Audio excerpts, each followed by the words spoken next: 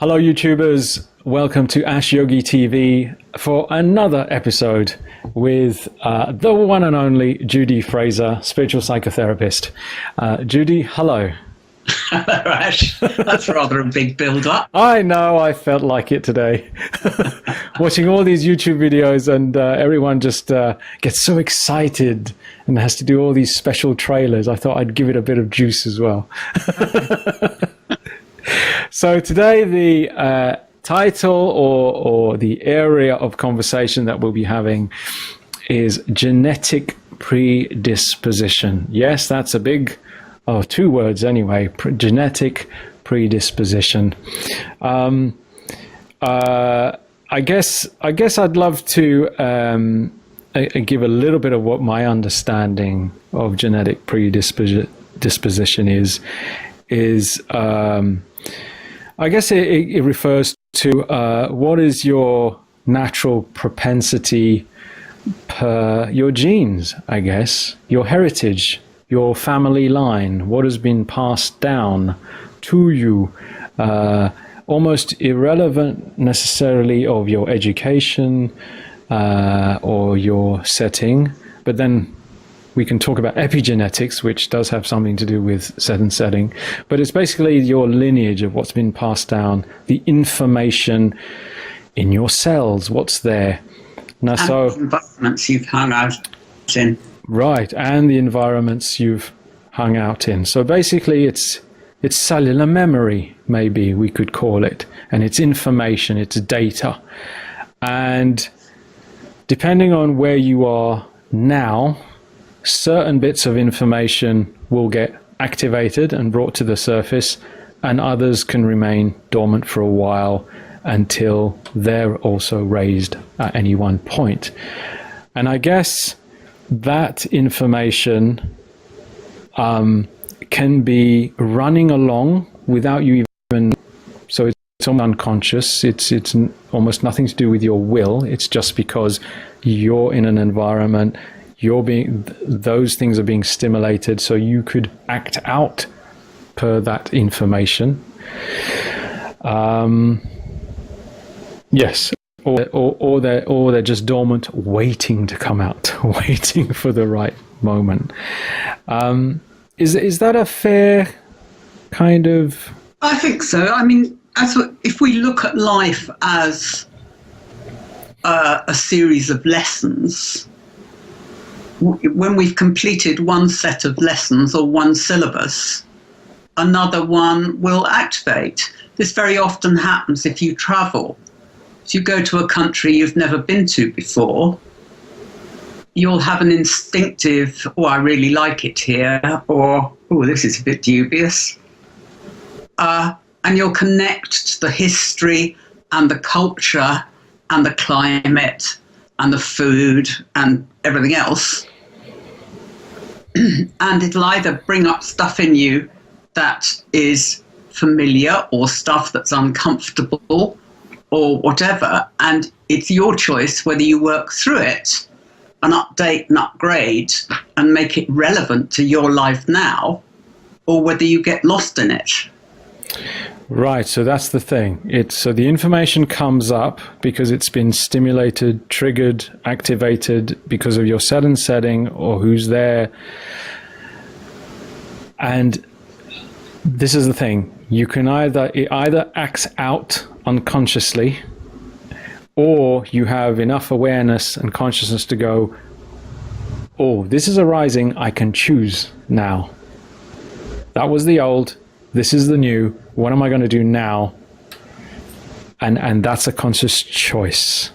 It is a conscious choice. Yeah. So it doesn't go on. It will mean work because we'll have to have a sort of renegotiation, not only within ourselves, but also with the situation around us, so that we can be good-humoured and honest. And, perhaps admit if we've committed a social blunder without even realizing it. Yes. No one minds that Yeah. if if it was a genuine mistake, and they'll be very happy to put us right within their cultural boundary. Yes. In fact, some of the best relationships often come through that. Yes. Yes. The thing is, we're going global. We're no longer in our little village miles away, cut off from everybody else. And so whatever our customs, our belief systems, which once were lovely. They worked then. The thing is, we're traveling, we're coming together, we're changing work, we're changing area, we're changing partnerships, we're changing information all the time. So we're highly exposed to getting triggered, to this information coming up, aren't we, really? Yeah, absolutely. And good. Yeah. Because if we're going to get along with each other, we need to have a broader outlook, a more inclusive outlook, a more compassionate outlook. But if we decide that we want to do what we've always done, we'll be allowed to. Yes. But we'll probably find ourselves somewhat isolated as a result. Yeah. Yeah. I mean, something I'm tempted to say here is an example on myself. I'll take myself as an example, and we're going to go. I'll go straight in. It's the subject of alcohol, and it's subject of alcohol. So I was born in England, and but I was also, from the age of 10 to 20, brought up in Mauritius. So my parents are from different backgrounds. On the one side, Tamil with a strong Catholic influence. On the one side, Muslim, so Islam. On the one side, alcohol is great. You know, it's had every celebration, every good moment, really. A nice cold beer is fantastic. A cheeky bit of rum is lovely. On the other side, alcohol's a no-no. Even though, of course, youngsters will be youngsters, you know, will do their thing amongst friends behind the scenes. But on the whole, on the general, alcohol's a no-no. It's part of the culture. That's how it works. And so, for me, I learned to marry that. I allowed to marry the both sides of, well, yeah, okay. On the one side, we have individuals who believe it's a no-no, and on the one side, it's really okay.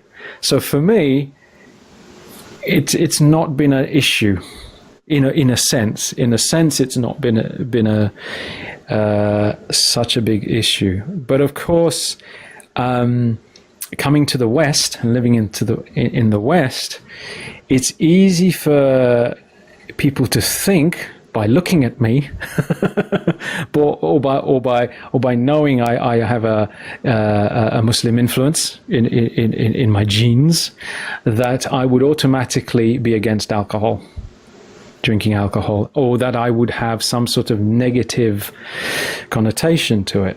And the funny thing is, personally, it's not my chosen vice. But it's not my chosen vice out of health choice, out of physical choice, out of, I know, well, if I was to really indulge, it wouldn't be good for my health. That's how I look at it. But it's not necessarily out of any dogma or any belief or anything like that. So it's been interesting to see where, say, for example, I encounter a friendship with somebody who alcohol is very much prominent and almost like a religious belief. You know, it has to be part of the equation. If, say, for example, they're overdoing it at the detriment of their health, then it becomes an issue between the two of us. Because on the one hand, although I'm saying how about easing off? Or it triggers me because this is a health issue and I work in health, and I'm going, you're my friend, you're destroying yourself, what are you doing? How about we ease off, moderate? It's easy for the other person. At the same time, the material of the upbringing is coming up, going, well, alcohol's not at the same time really okay. And their material is coming up going, alcohol is a stable diet. What are you talking about? So there's a clash. And navigating that clash without offending each other, can be has been for me a tricky subject on how to talk about that and how to respect each other's viewpoints when it comes to that. So anyway, that's... Hopefully we talk about it before it gets into an issue. Right. If we're in a very close relationship with someone, then we will talk about our backgrounds and we'll talk about our childhoods and we'll talk about the environmental influences we were subject to. Hopefully we move beyond that to a negotiated settlement. Yeah. You can't make... if you're around someone who is a serial drinker, you can't make them stop drinking until they want to, or their health breaks down to such a level that they have to. Yeah. I had it the reverse way round. Right. When I had an embolism in my leg, the advice was, please, would you have a glass of red wine a day? Really? Yeah. Yeah. And I'm a hopeless, I can't drink, a couple of glasses of red wine and I'm anything. It's kind of like it just doesn't suit me, and I don't like feeling bad the following morning. Oh yeah, I'm pretty much a cheap date too. Yeah.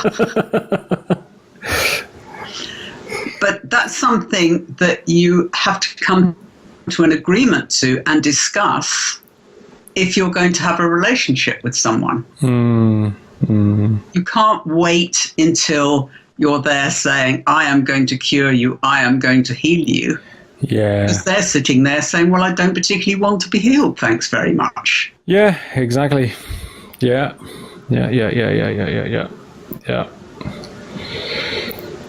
So the ways have to part. And it's particularly true now we're trying to merge cultural backgrounds, because we need to have respect for another person's viewpoint. We don't have to agree with it. We need to have respect for it. Yes. Yeah. And then pitch our own choice as to what suits us. Yeah. Then we attract others who have the same sort of codes of conduct. Yes. Yeah. I mean, I know plenty of guys who are absolutely against alcohol, not into alcohol, and has nothing to do with religious background. It is really because they say, look, we know this thing for us with our lifestyles, it just doesn't work. It's not going to benefit us. So we choose consciously not to have it, even though people are having it, readily next to us. So it's just a conscious choice. It's not even a belief thing. It's part of growing up, isn't it? It's like, I feel secure enough in myself to order a cup of coffee. Yeah. While you order a double whiskey. That's your choice and this is my choice. Yeah. And it's knowing your tolerance level. If you can handle a bottle of wine, good luck. Who's complaining? But if it's at the detriment of your health, and if you're doing it regularly, and it's kind of a thing you can't snap out of, and it's still affecting your health, and you can't seem to listen to that, well, I would say there's an issue. But there are some people, Ash, that have to beat their head against the wall long enough to realize that doing that hurts. Yeah. And if you try and intervene before they have the recognition that this behavior is actually hurting me, let alone what it's doing to the people around me, you won't have a change of heart. And so I just want to add here that I'm not against alcohol. I've been to 3 universities. I'm very well versed. But I would also say there that what you do at uni is not necessarily what you choose to do when you're in your 30s, 40s. Exactly, yeah. You know, you're rebelling and partying and learning and behaving well and badly. Yeah. And finding out who you are. Yeah. Once you've found out who you are, you may not choose to behave in the same way. Yes. Yeah.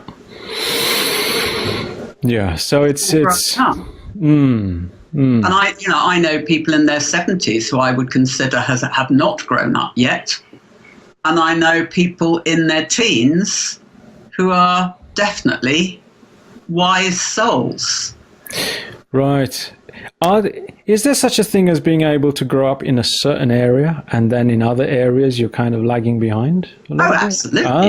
Yes, yeah. So if you say somebody, this is another sensitive issue, of course. It's like people might have a good job and a steady job, and they've got something, and I automatically think they're professionals at everything, at every area of life. And it drives me insane. And I hear, it's almost like this arrogance. And it's like, ooh, easy. Come on. Have a bit of, awareness here. Well, if they're arrogant without humility, then they're work in progress. They're not complete. Okay. Yeah. Okay. So, you need to, this is man, know thyself. Yeah.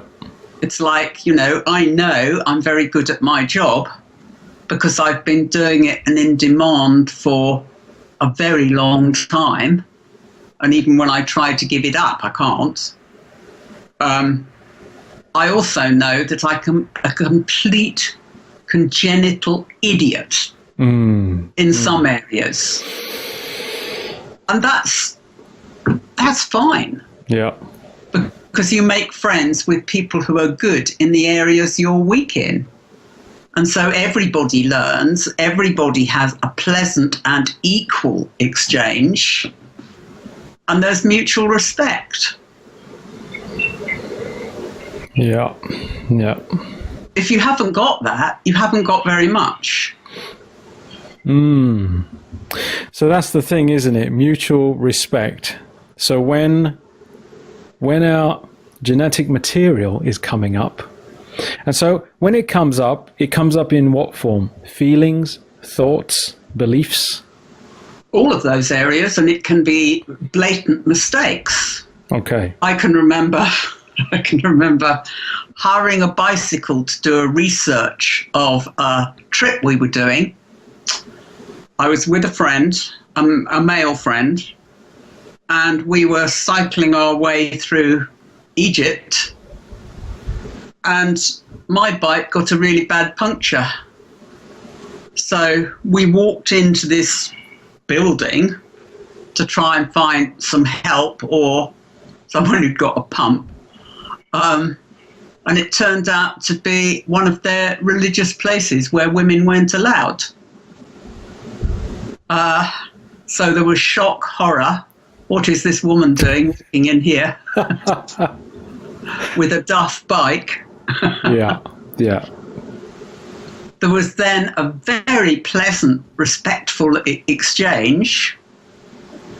I went outside while the guy I was with continued the negotiation. Yes. Yeah. And they all ended up coming outside and mending my bike. Oh, yeah.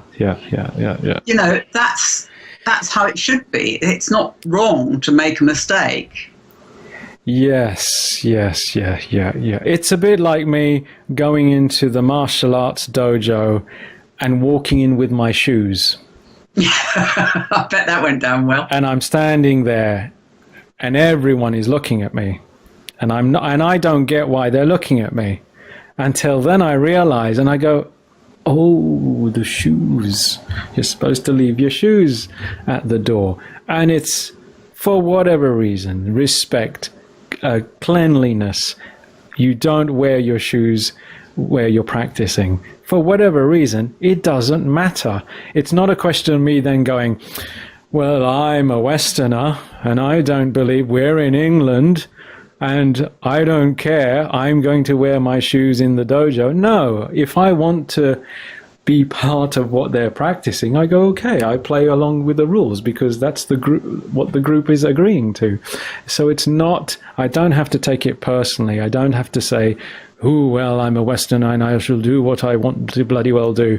No, not, come on, that's not the way to be. But that's the choice, isn't it? Yeah. Either to be arrogant and say, no, I'm going to do it my way, in which case they'll probably chuck you out with a flea in your ear. Exactly. Yeah. Or a willingness to be humble enough to say, sorry, I didn't realize.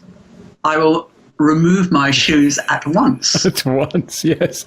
Well, when you have quite a few black belts staring you down, you tend not to want to be arrogant.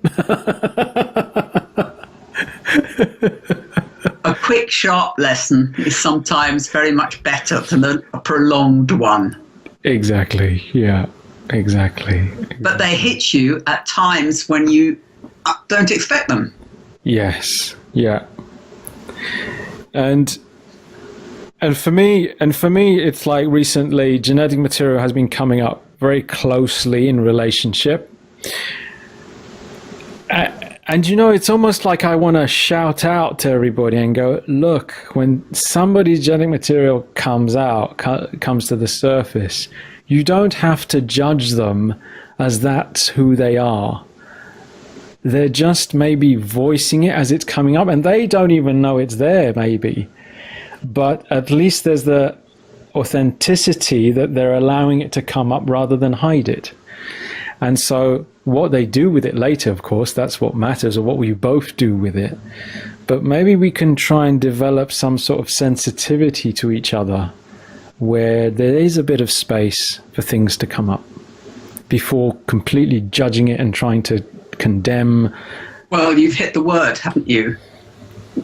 You know, treat others as you would be treated. Yeah. I wouldn't want to be judged harshly for making a mistake. Yeah. So I try very hard. I choose to try very hard not to dish that out to others. Yeah. Same with blame. Same with condemnation. Yeah. And the same with criticism. Because although these things, it's very easy in an argument to go, oh, I don't care, I don't care, I don't care. Actually, behind the scenes, it hurts, I think. But perhaps we can be honest Yeah. with, you know, I've made a mistake, I feel a fool, I feel sad, I feel whatever I feel. Yeah. Without anyone having to try and fix it or rescue you from it or protect you. It's just a fact. Yeah. We can't change stuff that happens. We can change our response from there on to what happens. Yeah. And no longer needing to defend, losing face and all that malarkey. It's no defense, no attack. Yeah. Just an open space. But that takes a lot of practice. Oh, yeah. And we'll still get called out even when we do practice. Yeah. Others who have had no practice at it just won't have a clue what's going on. Yes. Yeah. So they may get very cross and very defensive and very frustrated by, you know, you can't do right for doing wrong. If you don't attack them, yeah, you don't care.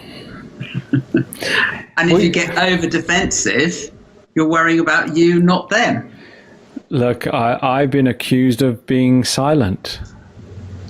I've been told, why are you being silent? You're letting it go over your head. When all along, I'm being silent to really not corrupt what they're giving me, to really go, I'm here. I'm fully here. Give it to me. I'm receiving. And they go, no, you're not listening. So if I say something, I end up in an argument because I'm counteracting. But if I don't say anything,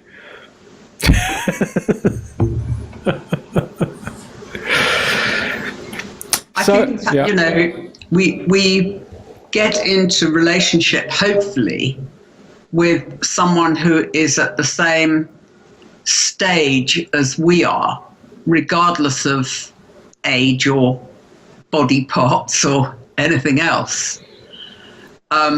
Then we can have a discussion where we may agree to disagree, but it doesn't get into blame or explosive anger or anything like that. Yeah. If we're with someone who just isn't at the same place, then perhaps we're better just to walk away for a period of time. Yeah. I mean, I'm tempted to say, if either of you have very, very strong feelings over it, I would take that as an alarm bell. There's some deeper genetic material coming up, surely. Well, possibly. Yeah, possibly. Yeah. But it's also, we need to take time deciding what kind of relationships we want to be in.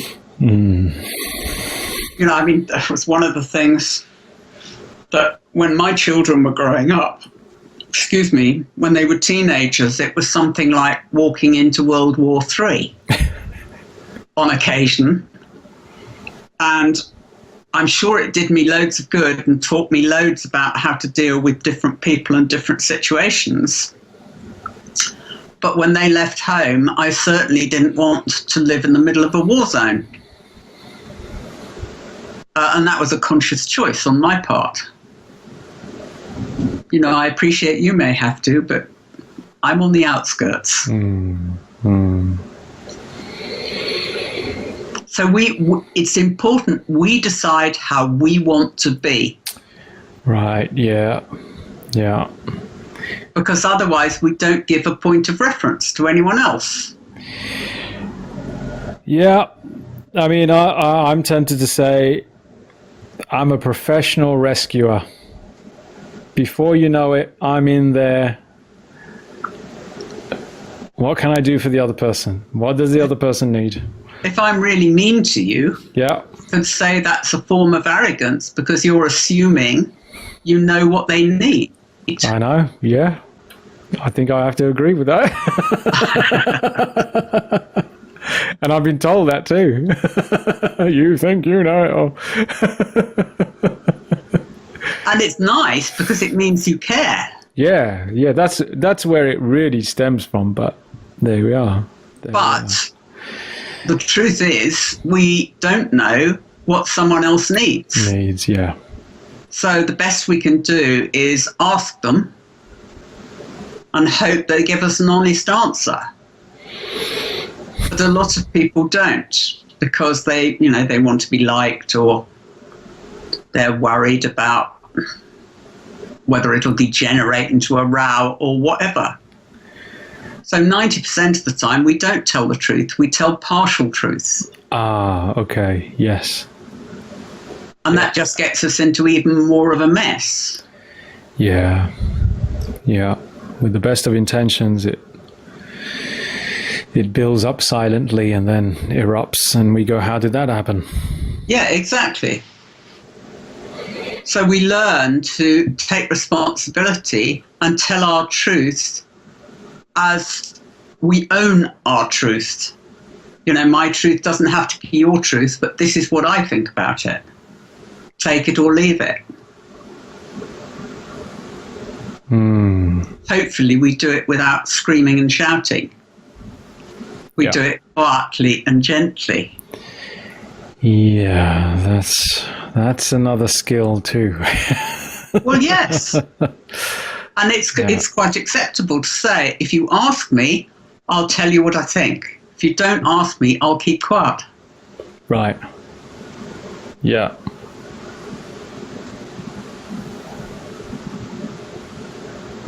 Yeah. Because I've often kept quiet because I thought it would offend. And I've just gone, okay. But you're deciding how another person is thinking. Yes. Yeah. And, you're basing that on how you think. Ah, yes. Yeah. Okay, I think like this, therefore you must. Well, no, that's not true. They may think completely differently. Yeah. Yeah.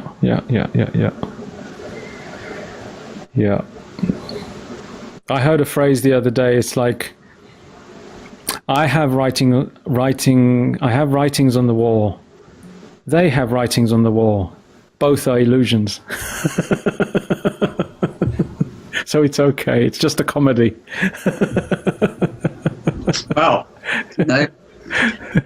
some very well-known writers have come to that conclusion. Yeah. It's just a comedy. We do take ourselves very seriously most of the time. Yeah. And learning to live with a light heart is part of what all this is about, because we're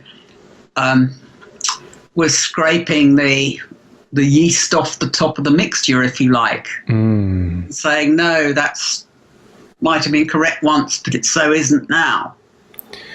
Yes. Yeah.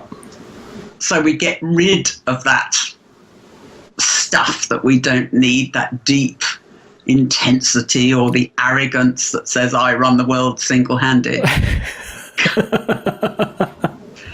And we say, no, let's go and have a sandwich and a cup of coffee and a bit of a laugh.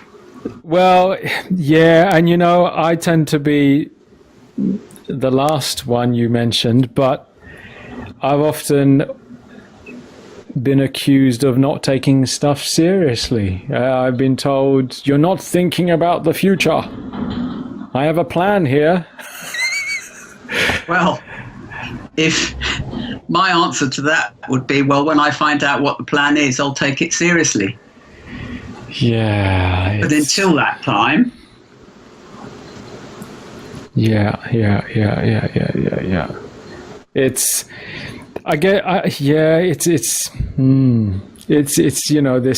this 5-year plan thing.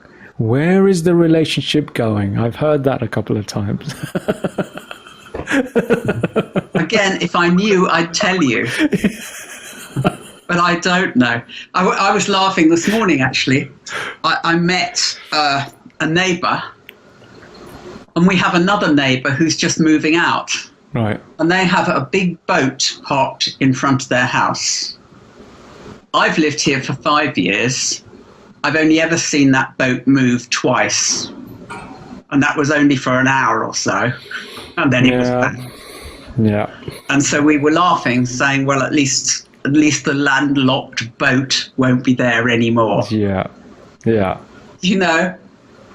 We're not saying those people shouldn't behave that way. If they want to, fine. Fine, yeah. But let's get moving. Let's get that boat in the water. Yeah.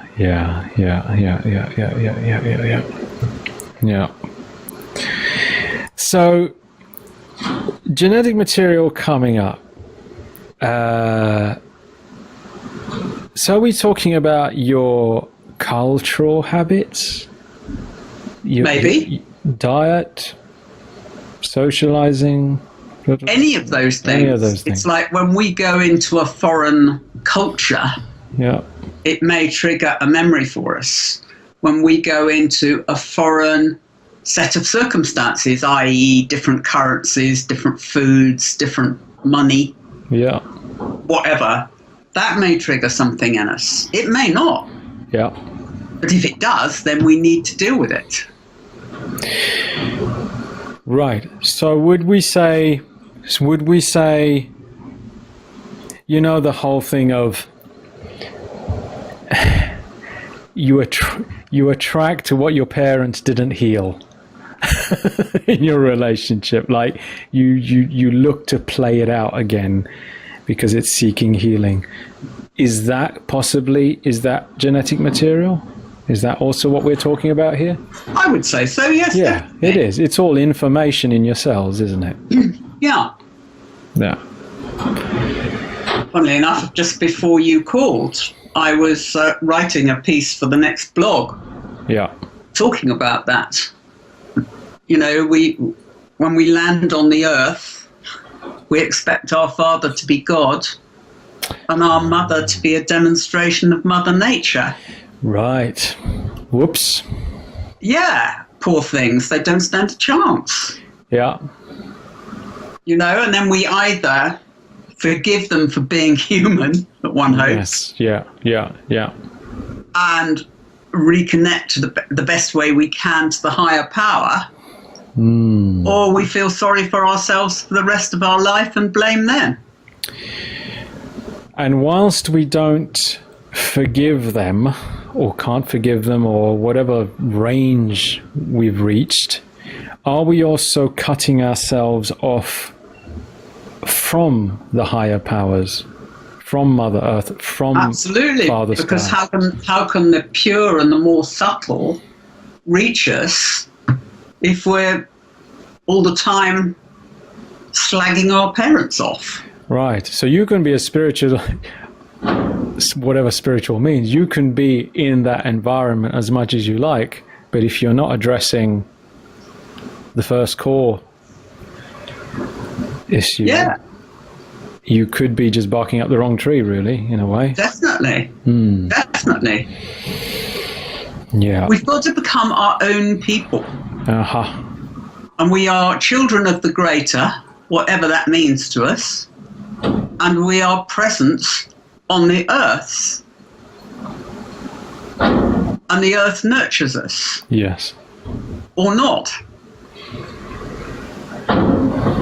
How we deal with it, how we keep up to date with it, is the important issue. Yes. Yeah. Otherwise, we just become complacent and do what we've always done. Until something happens on the earth that we have to take notice of. Yeah. It gets louder, doesn't it? The message gets louder. Yeah. And there is no escape. Well, no, not really. And why would we want to anyway? You know, how boring if we come to Earth and we just do what we've always done and never learn anything. Yeah. I think because we're privy to so much information that we take bits of information here and there, and say, for example, we take goal setting where we think we're going to goal set our way out of it, when really what's probably needed is just to feel into it and experience. Life has a funny way of stopping us. Yes. Yeah. You know, we may be super active and then sustain some injury where we have to become a couch potato for a week or so. Yeah. But we'll be forced to move into a new direction and look at things a different way. And perhaps catch up with ourselves and accept what's gone before and take a little time out to decide how we want to proceed or how it seems likely we can proceed. Well, yeah, I think time out is kind of looked down upon a lot of the time. In general, time out is kind of looked down upon. And only yesterday I was watching a video about this therapist, really amazing therapist, but she admitted, she said, look, before I'd changed this rescue kind of attitude over, I ended up with burnout and I had to take 3.5 years off. So it wasn't a week, it wasn't a year, it was 3.5 years off. Depends how quick on the uptake you are. Yeah. If you're quick on the uptake, it'll be a couple of weeks. Right. If you're very slow on the uptake, maybe 10 or 12 years. Yeah. And if you're slow to be able to let go of that old habit, those old habits of... Well, then we're back to arrogance. You know, I assume I will do what I've always done. Well, why should you assume that? Yeah. Why would you want to do that? Yes. Everything has a lifespan. So it has a birth, it has a hard-working middle, and it has a death. Ah. And that leads to a new birth. Yes. We don't like to contemplate that death bit too much. No, it's change. Yes. We don't like change. Not unless we choose it. Yeah, and going through that gracefully as well is something is another thing for me to learn as well. Is I certainly would prefer to go through it gracefully rather than chaotically. We can't live vicariously through others. We have to live from within ourselves, that then comes out and is either attractive to others or it's not. So perhaps when we have a quiet time, we have the opportunity to do something different. Whether that's go to an art gallery or read a rubbish book, it doesn't really matter. Yeah. Yeah. It rests the system Yes. and stops us thinking we're all things to all people. Yeah. So to conclude, we've been talking about genetic material coming up. So in terms of memories, thoughts, reactions, behaviors, mistakes. Would we talk about things like unusual things that we might, behavioral patterns, or things that we suddenly do and we didn't realize that's what we, that was something we would normally do? Well, that will concentrate our mind. Yeah. Yeah. So we're talking about basically, I think this is a time that this kind of thing is coming up for a lot of people. Oh, yeah, because it's a collective. A lot of these are collective issues. Yes. Which we're having to address. Yeah. Yeah. So same again, microcosm, reflection of macrocosm, macrocosm, Always. reflection of microcosm. Always. So the upsets that we see in the world, the inflammations that we see in the world, well, guess what? Most likely you're having your own mini inflammation with your own mini relationships, family, work issues. They're all there waiting for you to digest. So to maybe develop a certain amount of sensitivity in our relationships, allow some space to know that this is normal, that it may be coming up, to maybe have certain agreements with each other if you can, when it does come up, perhaps, and try and find some rules of engagement, I guess. Absolutely. And if we're successful in that, we'll become immune to what's happening. We won't be so influenced externally. Got you. We'll be more influenced internally. Yes. Because there's so much going on in the world right now, so much insanity. So when we're dealing with each other, you could just I use that as a reference. Oh, so there's a war. There's a war between two nations going off there. Well, that's why you're like that, because they're doing it over there. It's not true at all. But that's not true at all. That's absolutely not true at all. And perhaps that's the opportunity to heal it here, and thus facilitate one by one, the global healing, surely. Well, that's what they say, don't they? They think globally, act locally. Yeah. Yeah. And when mistakes have happened, when we've been triggered, i.e. meaning we've been triggered because material has come up and we've reacted a certain way, or we haven't received someone else's material in such an appropriate way, ability to say sorry, ability to apologize, ability to calm down, give space, and maybe come to a better, more graceful plateau with it. Or have a willingness to let go. A willingness to let go. Okay.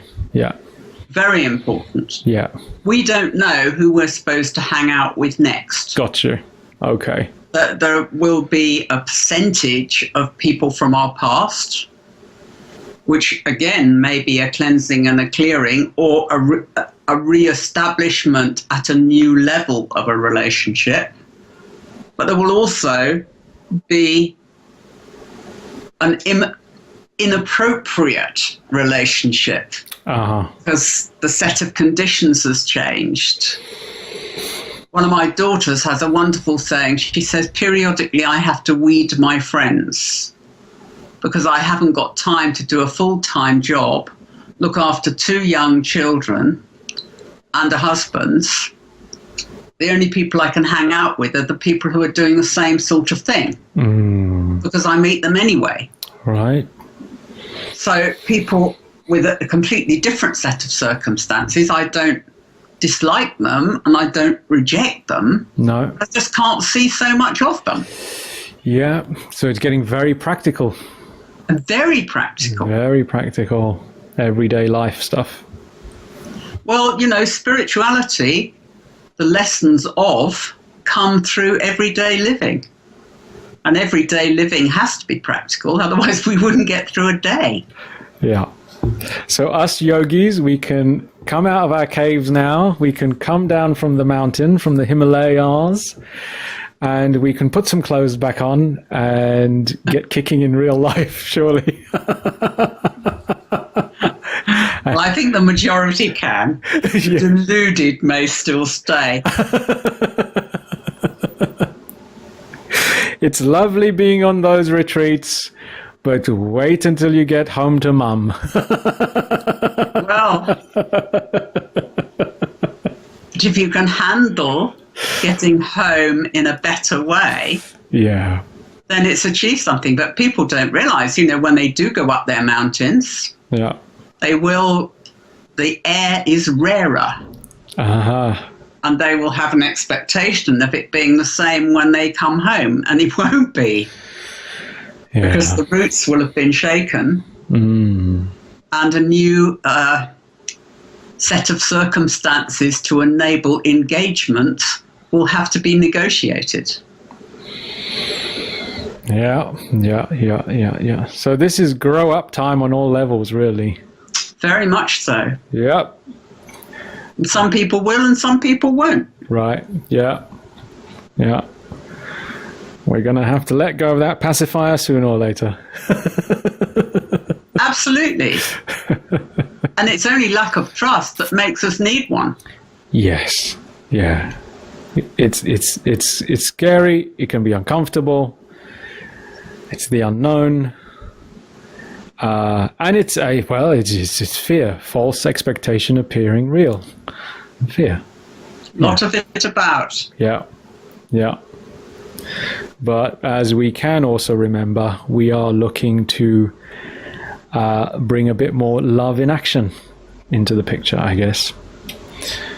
And to maybe find a way to bring that in too.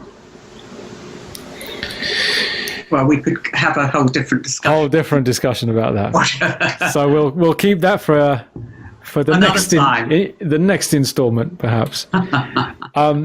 YouTubers, thank you for joining us once again on Ash Yogi TV. We've been talking about genetic propensities, genetic material coming up, getting triggered, how to dealing with that in relationships, dealing with that within yourself. We'd love to hear your views on the subject. Please leave a comment down below. Please share the video with your friends, have a little discussion, and let us know what you think. Good and bad, or pro or against. Just add your voice to the picture. We want to hear from you. Please like the video. Please subscribe to the channel, and let's get the numbers up. Let's make it possible for for us to make more and more videos that you might want to choose the subject for. If you'd like to know more about Judy Fraser's spiritual psychotherapist and author, if you'd like to know more about her services and her books, please go to judyfraser.com. Judy, I'd like to thank you once again for a riveting episode. Thank you for asking me to contribute, Ash. Pleasure as always. Thank you. Bye-bye. Bye-bye.